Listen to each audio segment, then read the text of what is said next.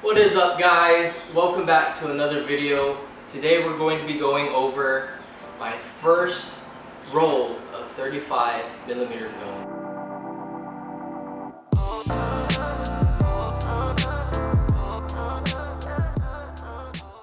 So today we're going to be going over my first roll of 35mm film. I shot it with this camera. It's the Canon EOS Rebel XS. I picked this up at a Savers. It was listed for $24.99. Didn't know if it worked. I checked the battery. There were no batteries, no corrosion. So I picked up some CR123 batteries, and two of them, popped them in, and it works. The shutter curtain goes down, it takes images, and it's pretty sick. This lens came with 35mm to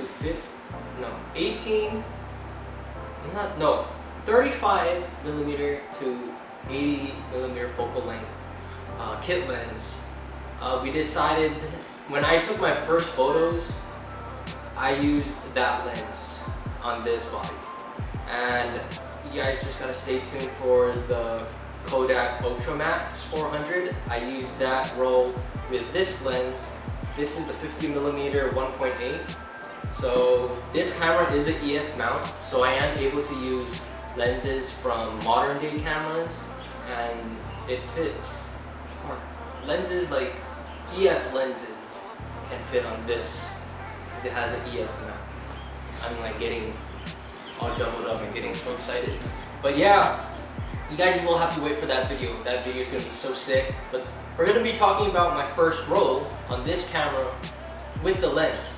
Not this lens, with the kit lens. So let's go over them right now.